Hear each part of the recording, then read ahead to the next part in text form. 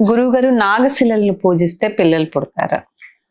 సంతానము అనేటువంటిది దంపతులకు ఆవశ్యకమైనటువంటిది. సంతానం లేకపోతే చాలా బాధగా ఉంటుంది. ఈ సంతానము కలగకపోవడానికి రకరకాల కారణాలు ఉంటాయి. ఈ కారణాలన్నీ ఎలా తెలుస్తాయి? దంపతుల యొక్క జాతకంలో తెలుస్తుంది. భార్యాభర్తల జాతకంలో పంచమ స్థానము సంతానానికి సంబంధించిన స్థానం అన్నమాట. ఈ స్థానంలో కనుక సర్పదోషం సూచిస్తూ ఉందనుకోమ్మా, అప్పుడు సంతానానికి అవరోధాలు ఏర్పడేటువంటి అవకాశం ఉంటుంది. అయితే సంతానం కలగకపోవడం, లేదా సంతానము అయ్యేటువంటి సమయానికి అబార్షన్ కావడం, సంతానం నిలబడకపోవడం, పుట్టిన సంతానం పుట్టిన తర్వాత మరణించడం, ఇలాంటివి ఏవో ఒక రకమైనటువంటి సంతానపరమైనటువంటి సమస్య వచ్చే అవకాశం ఉంటుంది. ఇది జాతకంలో తెలుస్తుంది. అది సర్పదోషం వలన జరిగేటువంటి అవకాశం ఉంటుంది.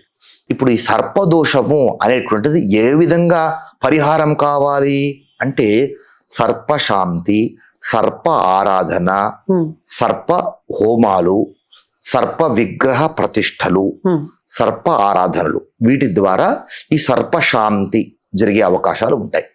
సర్ప విగ్రహం ప్రతిష్ట చేయడము, సర్ప సూక్త హోమాలు చేసుకోవడం, ఇలాంటివి ఎన్నో పరిహారాలు ఉంటాయి. అందులో భాగంగా ఈ సర్పశిలలను పూజించడం అన్నమాట.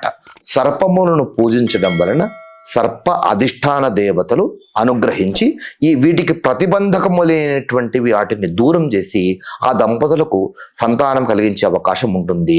ఇందులో ప్రధానంగా మనకు ప్రతి మాసంలో 2 చెవితులు 2 పంచమిలు వస్తాయి. శుక్లపక్షంలో ఒక చెవితి, బహుళ పక్షంలో ఒక చెవితి, శుక్లపక్షంలో ఒక పంచమి, బహుళ పక్షంలో ఒక పంచమి. ఈ చెవితి పంచమిల్లో సంతానం లేనటువంటి దంపతులు ఇద్దరూ కలిసి ఈ 30 రోజుల్లో వచ్చేటువంటి 4 తిథుల్లో ఆ సర్పశిలను ఆరాధించడం వలన సర్ప ప్రతిబంధకములు తొలగిపోతాయి.